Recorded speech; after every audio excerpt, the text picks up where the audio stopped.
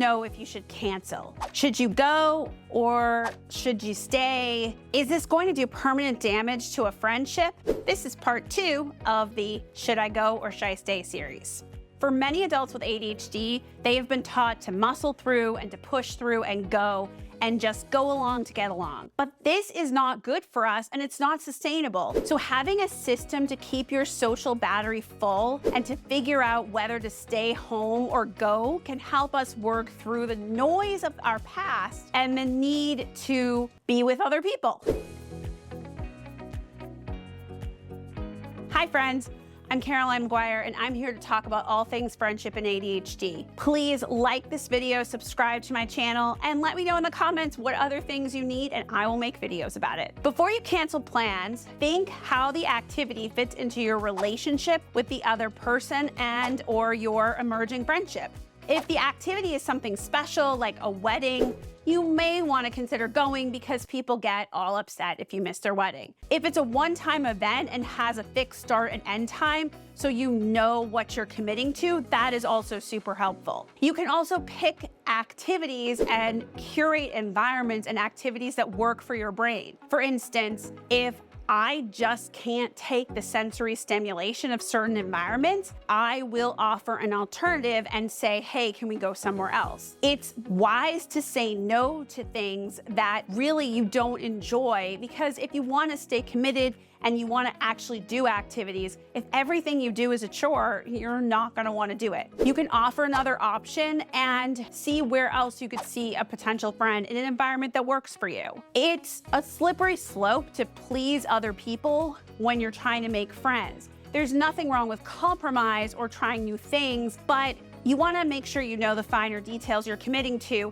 And if you're constantly bending and adjusting yourself for the other person and people pleasing, then it's not going to be the greatest basis for a friendship. Making friends isn't easy, especially as we get older, and with our neurodivergence or ADHD, we may have other considerations in mind as we decide to go places and as we decide to curate and continue to build our friends. What I can tell you is that you need to know yourself, respect your needs, and plan ahead. And that will, I think, actually ease the burden of making friends, because a lot of times I think what creates that burden or creates this as being something that you are not enjoying is that we're constantly doing stuff that we don't enjoy. And that's one reason that I recommend high interest activities where you can have a lot of interaction. I came up with 3 questions to ask yourself before you cancel plans so that you'd actually have those sort of parameters that would help you figure out when should I go and when should I stay home? Will this have a long-term impact on my relationship? That goes back to the thing I said about the wedding. If you cancel on somebody's big night or something that's really, really important, or a great opportunity that you've been trying for to really get to know someone and really spend time with them, that may not be the best thing for your friendship goals, and it also can actually really hurt people. If it's a big event like a wedding or some baby's christening, unless you're really ill, I actually say go, because in that case, you might actually hurt the long-term friendship.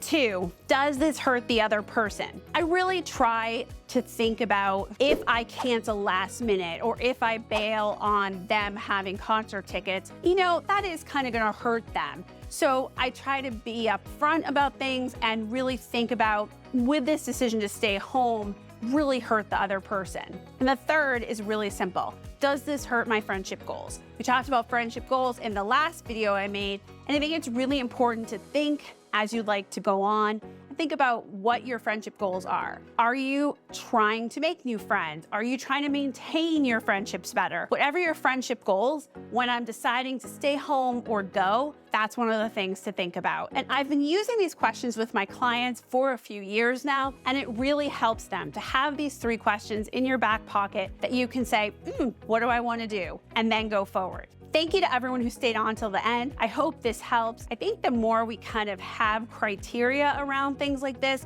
it's easier to make a decision. I will out myself and say I always kind of want to stay home, and then when you get me there, I'm thrilled that I'm there. So it's really hard because I need to come up with criteria. Otherwise, truthfully, I would stay home more than I should. Thank you to everyone. Bye, friends.